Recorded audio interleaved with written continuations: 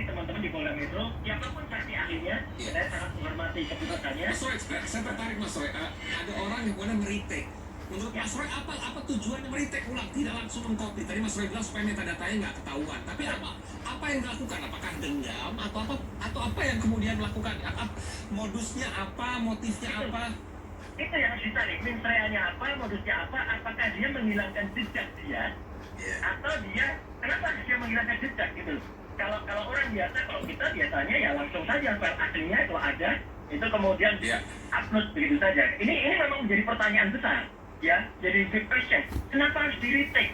Dan retake-nya tuh kelihatan agak goyang ke kanan, goyang ke kiri, gitu ya. Jadi ini bukan orang sembarangan, artinya mereka tahu soal metadata, tahu soal penyebaran IP yang kemudian bisa proses hukum dan lain sebagainya terkait dengan.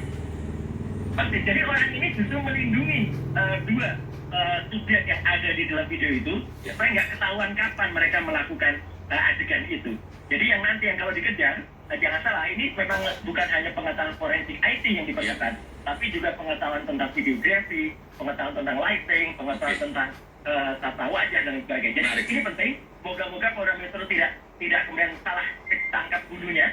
Dan saya yakin teman-teman di cyber itu, karena slogannya adalah kami dilatih untuk mencari dan mengetahui, gitu ya. Jadi artinya teman-teman itu bisa mengejar siapa yang membuat ini.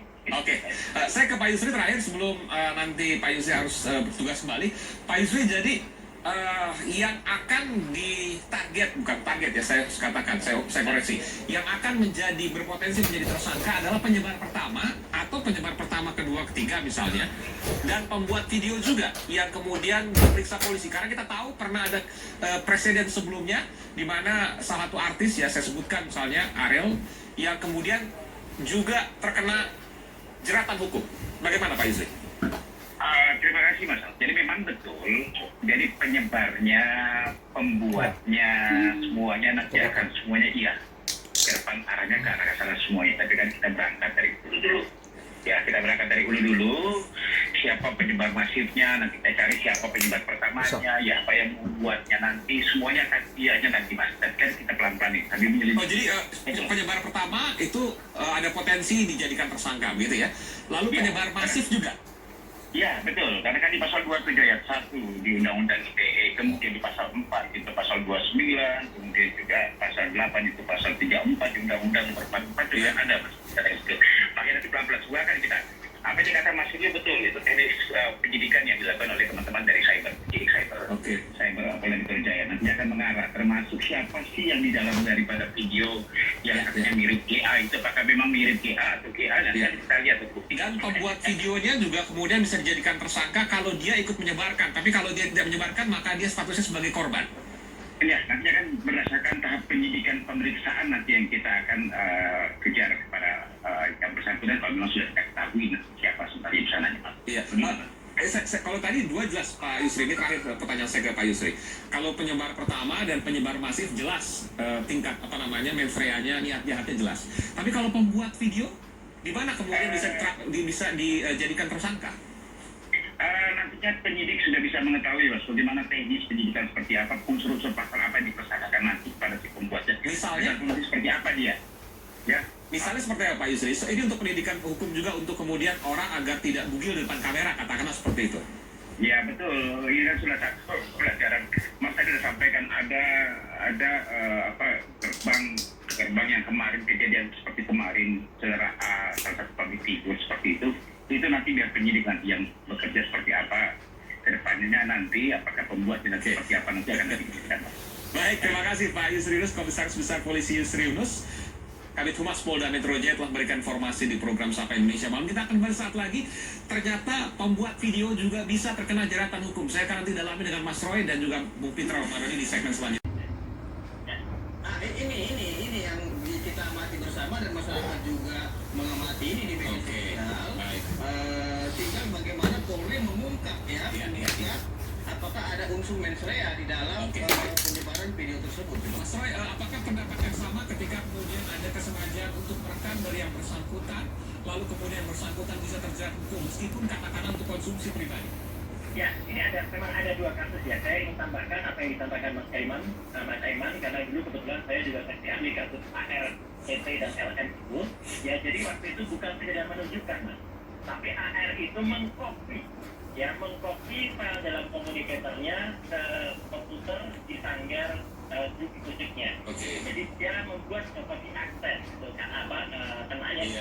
Nah, dari komputer itulah ada seorang sound engineer yang kemudian yang menyebarkan. Tapi sound engineer tidak mungkin menyebarkan file tersebut kalau tidak ada di AR itu yang mengkopikan terlebih dahulu kepada komputer. Jadi dia tidak bisa disebut korban karena dia ikut menyebarkan. Tapi kasus yang lain, mohon maaf kalau saya meluas juga, yang judulnya waktu itu Bandung Lautan Asmara, ya. Jadi waktu itu ada sepasang, ada remaja, ada cewek. Mereka tidak tahu cara mentransfer video dan kemudian si cowoknya inisialnya A juga ya, kalau bayarnya inisialnya N. Waktu itu A minta tolong temennya, dan sayangnya dia tidak hanya ke temannya, tapi dia ke rental video, rental komputer.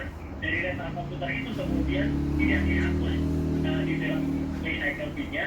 Dari situ pegawai yang menyebarkan. Nah, kalau yang ini si remaja ini adalah korban, dia tidak ya. Tetapi kalau AR harusnya CT dan juga lain juga dibilang. Baik. Untuk kasus yang sekarang ini yang mirip artis yang sebutkan GA, itu kalau seandainya misalnya didapat bahwa pembuat video tersebut katakanlah GA yang kemudian sengaja untuk memvideokan karena tampak misalnya membetulkan posisi kamera dan lain sebagainya, apakah bisa kemudian terjerat hukum walaupun misalnya untuk konsumsi pribadi?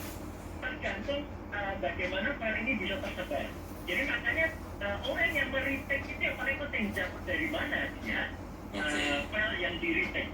Kalau ternyata file yang di-retake itu ternyata itu dia mencuri dari artis DA, dia bisa jadi korban. Makanya sebenarnya saya berharap dia itu lapor ke polisi karena pelaporan itu harus memang dari orang yang punya legal standing. Itu akan lebih tepat lagi. Tapi kalau ternyata DA-nya ini ikut misalnya seperti kasus AR tadi ya, dia mengkopikan ke temennya atau mengkopikan ke device lain, nah akibatnya seperti artis yang lain kayak PA bisa terkena jerat. Ya, karena dia mempublikasikan atau dia sebagai videonya. Itulah kemudian si pembuat video juga kemudian harus diidentifikasi siapa untuk kemudian diketahui apakah punya peran atau tidak. Ya, menjadi penting. apakah dia korban atau pelaku. Baik, terima kasih Mas Roy Suryo, pakar telematika, dan juga Bung Pitra Romadoni Nasution, pelapor dari kasus video show mirip artis. Terima kasih sekali lagi informasinya, semoga ini menjadi pelajaran bagi kita semua untuk kemudian tetap beretika dan tidak pernah kemudian menunjukkan hal-hal yang meskipun sah misalnya, tapi kemudian direkam video dan berpotensi untuk menyebar.